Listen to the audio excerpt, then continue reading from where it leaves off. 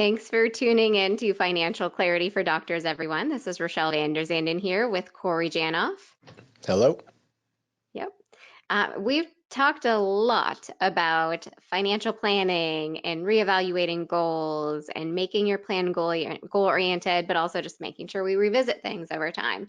So today we wanted to dive into, what does it mean to develop a financial plan? But then what does it mean to engage in financial planning and some of the nuances of that and why they're both important. So we're going to start a little bit about like what the different pieces are of a financial plan. And then we're going to go into like the reasons we need to revisit it and what all of that looks like over time and how you might need to adjust things over time. So I think the really important part to start with is that you do need a very comprehensive review of what your finances look like at the beginning when you get started with planning. You want to build a financial plan. You want to build it based on what your goals are. You want to build it based on your current circumstances. And you want to make sure that you're kind of crossing your T's and dotting your I's. And that's what building the plan will do for you. It'll make sure that you're kind of hitting all the points that you need to point or hit on. So do we have adequate emergency reserves? If something happens, are we insulated? Do we have something to rely on? Do we have a good plan for our debts? Is it manageable? Do we need to restructure it? Do we need to be more aggressive with it? Do we need to make sure we're balancing it with our other goals? I think insurances is another big thing that like going through and developing a comprehensive financial plan will do for you, because I feel like that's one thing that a lot of people skip. Like we don't want to think about the bad things that could potentially happen. But really, with your financial plan, we want it to be successful, even if some of those bad things do happen. And building in some insurances and sharing some of those risks with an insurance carrier is a very important part of that. We also want to look at what our short-term goals are. Do we want to buy a house? Do we want to go on a vacation? Do we have a plan for meeting those short-term goals? And then probably the thing that a lot of people like to focus on is the long-term goals. It's like the retirement funding, getting to that point where we don't have to work anymore, making sure we can put our kids through college and that they have a decent education. For some people, it's even legacy planning. Like, what do I want to leave behind? Do I want to build up enough wealth that I have something at that point to leave to, my grandkids or my kids or some charitable causes?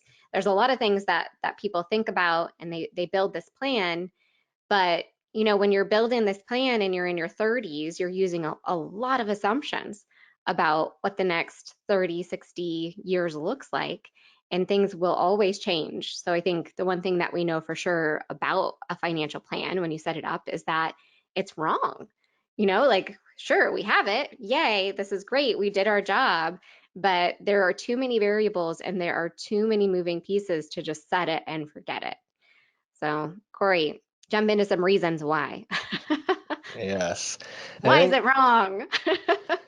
and just to step back for a second, the idea of having a comprehensive financial planning, a lot of people envision that as like a formal document with all the different pages in it that outlines all the different things you're supposed to be doing. And you could either obviously put that together yourself or meet with a financial planner and spend a few $1,000s for a standalone financial plan.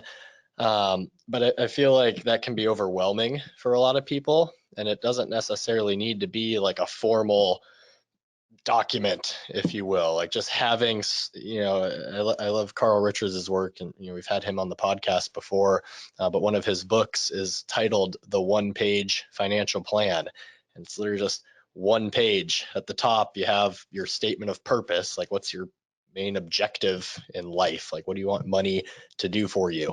And it could just be as simple as a sentence like I want to be able to spend time with my family, doing the things that I enjoy doing. Simple, easy. So that's where you want to focus your energy on and make everything revolve around achieving that goal. But then you can just bullet point, like Rochelle said, we have all these things: emergency reserves, debt, insurances, etc. It's okay. We're gonna put $1,000 a month extra towards our mortgage. We're gonna invest $3,000 a month for retirement. We're gonna put $500 a month into each kid's college account. Just kind of some quick, short, and easy bullet points so you could tape it on the fridge and there's your financial plan. You know what you need to do. It doesn't necessarily need to be this girthy manual. But to your point, Rochelle, we know for sure whatever you end up doing, even if you have a financial, like one of those fancy financial plans that software created and has projections and graphs and colors in it, we know it's incorrect because life changes, things happen.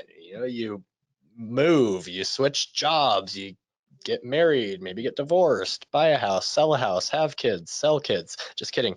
But like your situation evolves, and you don't and you need to make sure you're updating your financial strategy to reflect those life changes. So that's where the financial planning piece is 90% of it. The financial plan gets you started, but from there we got to engage in financial planning to make sure we ultimately reach our goals. I think you're on mute, Rochelle. Darn it. It was you this time, No, not me. I'm not. I think I've done that a couple times now. But I think probably the best example of something that changes a lot over time is retirement planning, especially because, we often start when we're very young and we're planning for something that's not going to happen for 20, 25, 30 years or so.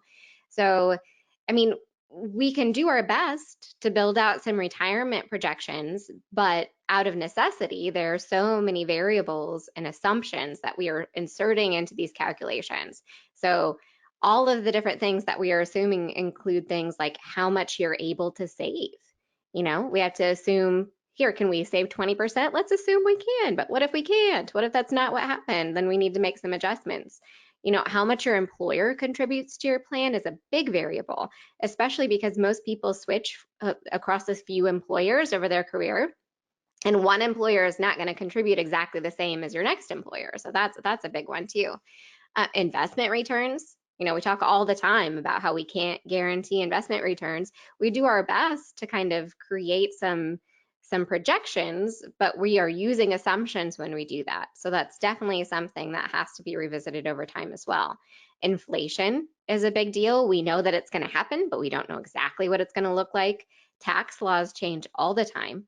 So as you're approaching retirement, that becomes a much bigger deal because, we start to get a better sense of what kind of tax implications we might face with our retirement funds. I think Social Security will be a big thing, especially for younger listeners. Like our parents maybe know what that looks like for them. We don't really know what it looks like for us. It'll probably still be around, but at the same time, like, does it look dramatically different? Is it a reduced benefit amount? How does that look?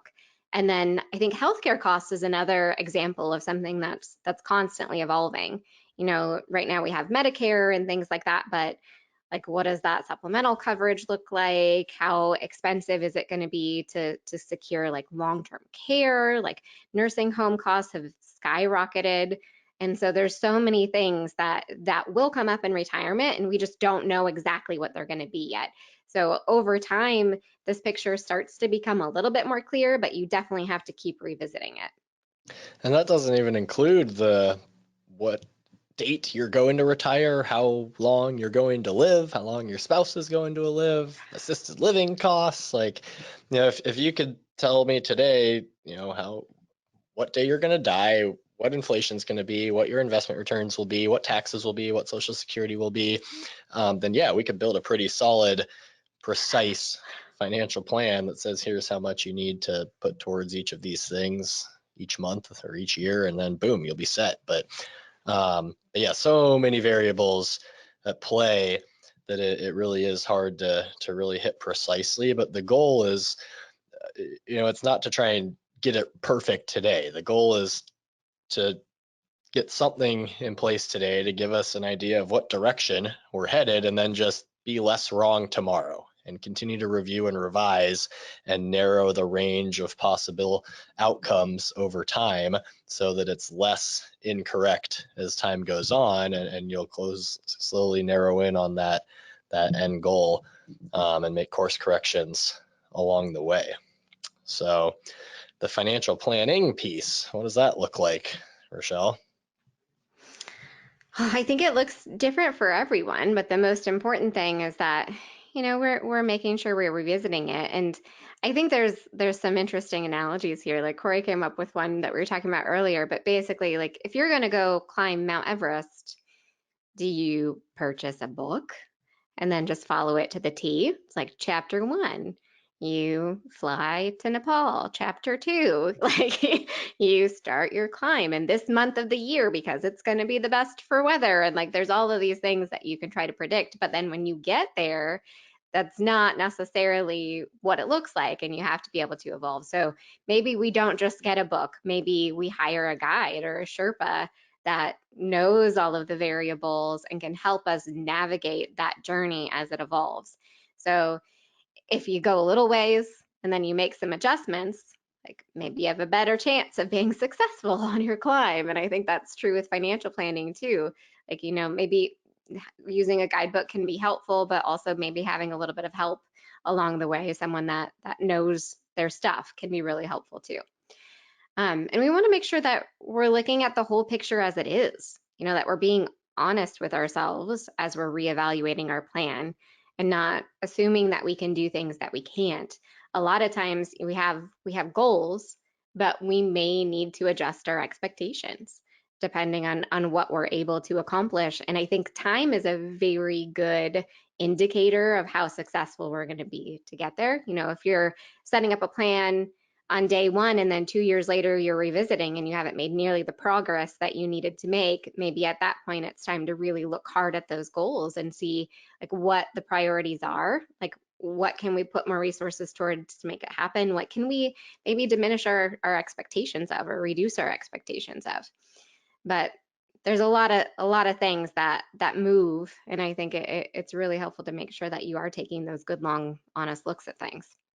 I think that expectation piece is huge because our satisfaction, happiness, etc., is all tied to our expectations of what we think our life should look like. And you Mhm. know, social media, Instagram, etc., has not helped with this matter because most of us compare our status, our well-being relative to those around us. And if we feel like we're doing better than our friends, colleagues, neighbors, etc., then we feel pretty good. If we feel like we're behind compared to them, we don't feel as good. And the social media piece, all you see is a filtered version of everyone's lives. Their vacation photos, their margaritas for happy hour, the beach. You don't see the fights with the spouses or the kids destroying the house. And all the things that Their kids credit do. card bill. The credit card bill, yeah, the arguments over that, the broken sprinkler in the backyard that floods the lawn, and yeah, like we don't see all the negatives that everyone else, including you, has in their lives. So it's not just all hunky dory for everyone out there. So no, everyone else is just as miserable as you, and I feel has all like that's those. such a great idea for like a new social media platform. Like, let's trademark that right now, Corey. This is the honest one. This is where you get to put all the real stuff. And Right, if you ever want to feel better about yourself, you just go just to look that there. one. Yeah, it's like, well, my kids aren't as bad as those kids. um, Absolutely. but yeah, so it's I guess where was I going with this? Expectations. Yeah, like managing your expectations. I think Morgan Housel's a great writer. I encourage you to read his writing. He had his book Psychology of Money that came out last year is a fantastic one.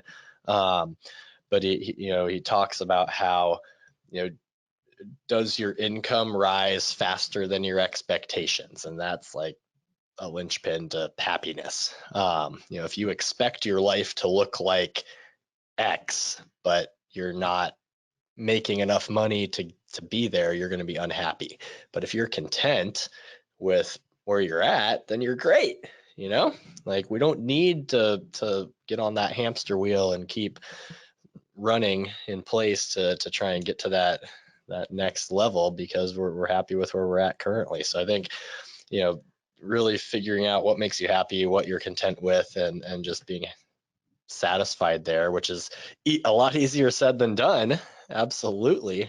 But if we can manage those expectations it'll make everything work out a lot better and make it so you can accomplish those goals.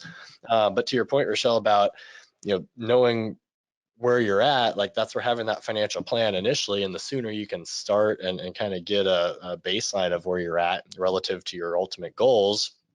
Like you'd much rather know in your 30s or early 40s if it's feasible to retire by your mid 50s than at 49. If you want to retire at 55 and that's what you're thinking your whole career, but you wake up and then actually have a financial plan done, meet with a financial planner in late 40s, early 50s, and like, yeah, there's no way in hell you're retiring at 55. Like, you're lucky if you can do it by 65. Realistically, you're probably working till 75. That's disappointing. Hmm. So really, the sooner you can understand where you're at relative to your goals, and kind of have a need to have and a nice to have list of goals. We talk about this with buying a house, like what's a must have and then what would be cool to accomplish but not mandatory. Well, let's make sure we're setting ourselves up to achieve the need to haves, and then if we can get some of the nice to haves, great. But knowing where we're at, revising those expectations if need be, and that'll hopefully lead to a little bit more satisfaction. And I think this is we're talking almost a little too doom and gloom, I feel like. When you like go into that review of your financial plan and you're doing things, you could very well have some very nice surprises. It could be like, hey, I'm ahead of where I wanted to be. Like we're really on track. If anything, we've saved more than we might need to, and maybe we're ready to retire a little bit earlier than we expected, or maybe like we're at the point where if something happened, we don't need our disability insurance anymore because if we had to quit, we'd be good. Like if you get to that point, it's very possible as you're reviewing your financial plan that you come across pleasant surprises too. So, I don't want people to think that like it's always going to be painful because it won't. Like it definitely won't. It can be something that's very proactive and helps you kind of evolve your goals and all of that kinds of kind of things, but it can also just be a great moment to be like, pat yourself on the back. You've done a good job. Yeah, I'll have those conversations frequently with people. And, Hmm. sometimes I'll talk to folks and they'll be like, yeah, I'd really like to retire by 60. It'd be cool if I could, maybe retire by late 50s or work part time, and ease into it. I was like, well, if you could work part time, you know, sooner, would you be cool with maybe continuing to work part time a little bit past 60? It's like, oh yeah, if I only had to work 1 or 2 days a week, that'd be cool. It's like, okay, well, what if you wanted to start working part time at age 50 and just do that until you're 63, 65? What do you think of that? It's like, oh, that'd be awesome. Well, cool. Let's plan on doing that then, because you're on a pretty good track to, if you want to scale back in your 50s, then you can do it. So kudos to you. So yeah, I mean, I think so that's that, kind of yeah, that's an amazing idea too, because you still have income coming in. So we're not necessarily tapping into our reserves. Maybe we're at the point where we just don't need to save a whole lot more. Maybe we just need our money to be able to sit and grow a bit. And then you have so much time to be able to do the things that you really enjoy doing. And yeah, I love that idea. I think a lot of physicians are very like happy with that idea too because it can be pretty grueling work medicine, but other people find it really rewarding too, so that can kind of be the best of both worlds for a lot of people. yeah, for sure. Maybe you switch careers completely, just do something that's enough to pay the bills, but you're not tapping into your retirement accounts. And that's something that's when you look at it, I think a lot of the financial plans, it focuses on just what's the drop dead date. We go from work to no work at all, and not factor in there's a chance that we could ease into retirement, or still have some income in quote unquote retirement. Like, a lot of you will retire from medicine but still work doing something else. Maybe you get a job as a medical director for some company and you're working 1 day a week and making 100,000 bucks a year or whatever. I don't know, 50,000 a year. It's like, that's great. You don't have to work super hard. You're still kind of doing what you're trained to do, but not as rigorous. Maybe you do something else completely. Go work for a nonprofit, or or some charity, or go teach. I don't know. There's a Mm-hmm. lot of options out there. Be a consultant, like with your credentials, your education, your training, your experience, you could absolutely consult for a variety of different companies in whatever they're pursuing, and make pretty good money doing it without a whole lot of work. Like, I know a number of people that do that. They literally work like a half day a week, 1 day a week, and they're making $50,000 a year consulting for a company. So that could very well be a possibility for a lot of you, to where the whole idea of work until you're 60 or 65 and then stop, when you could potentially in your early 50s scale back to part-time, keep earning a little bit of income, but we're not pulling from our retirement accounts. Let our retirement accounts continue to compound for another decade, and kind of ease our way in that way. Mm-hmm. Absolutely. And there's so many of these different things that'll change, And I think there's other examples besides retirement too. We spent a lot of time focusing on that just because it's such a long-term thing. So there's just more room for error. But I mean, it can apply to college savings.